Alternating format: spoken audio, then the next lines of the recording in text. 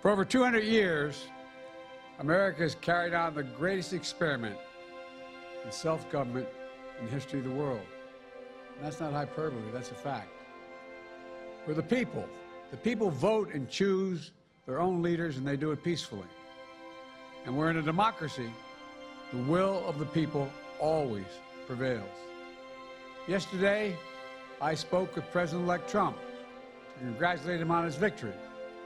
And I assured him that I'd direct my entire administration to work with his team to ensure a peaceful and orderly transition. That's what the American people deserve. Yesterday, I also spoke with Vice President Harris. She's been a partner and a public servant. She ran an inspiring campaign, and everyone got to see something that I learned early on to respect so much, her character. She has a backbone like a ramrod. She has great character, true character. She gave her whole heart and effort, and she and her entire team should be proud of the campaign they ran. You know, the struggle for the soul of America, since our very founding, has always been an ongoing debate and still vital today. I know for some people, it's a time for victory, to state the obvious. For others, it's a time of loss. Campaigns are contests of competing visions. The country chooses one or the other. We accept the choice the country made. I've said many times, you can't love your country only when you win. You can't love your neighbor only when you agree. Something I hope we can do, no matter who you voted for, is see each other not as adversaries, but as fellow Americans. Bring down the temperature. I also hope we can lay to rest the question about the integrity of the American electoral system. It is honest, it is fair, and it is transparent. And it can be trusted, win or lose. I also hope we can restore the respect for all our election workers who busted their necks and took risks at the outset. We should thank them. Thank them for staffing voting sites, counting the votes, protecting the very integrity of the election.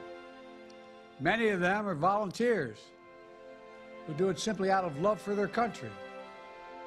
And as they did their duty as citizens, I will do my duty as president. I'll fulfill my oath, and I will honor the Constitution. On January 20th, we'll have a peaceful transfer of power here in America. To all our incredible staff, supporters, cabinet members, all the people who've been hanging out with me for the last 40 years, God love you, as my mother would say. Thank you so much. You put so much into the past 4 years. I know it's a difficult time. You're hurting. I hear you and I see you. But don't forget all that we accomplished. It's been a historic presidency. Not because I'm president, because what we've done, what you've done. A presidency for all Americans. Much of the work we've done is already being felt by the American people, but the vast majority of it will not be felt over the next 10 years. We have legislation we passed that's just only now just really kicking in. We're going to see over $1 trillion worth of infrastructure work changing people's lives in rural communities and communities that are in real difficulty because it takes time to get it done. And so much more it's going to take time, but it's there. The road ahead is clear, assuming we sustain it. There's so much we can get done and will get done based on the way the legislation was passed. And it's truly historic. You know, we're leaving behind the strongest economy in the world. I know people are still hurting, but things are changing rapidly. Together, we've changed America for the better. Now we have 74 days to finish the term, our term. Let's make every day count. That's the responsibility we have to the American people. Look, folks, you all know it in your lives. Setbacks are unavoidable, but giving up is unforgivable. Setbacks are unavoidable, but giving up is unforgivable. We all get knocked down. But the measure of our character, as my dad would say, is how quickly we get back up. Remember, a defeat does not mean we are defeated. We lost this battle. The America of your dreams is calling for you to get back up. That's the story of America for over 240 years and counting. It's a story for all of us, not just some of us.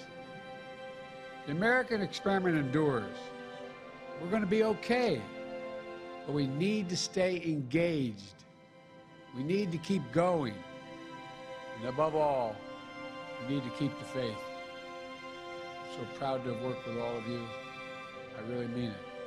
I sincerely mean it. God bless you all. God bless America. And may God protect our troops. Thank you, thank you, thank you.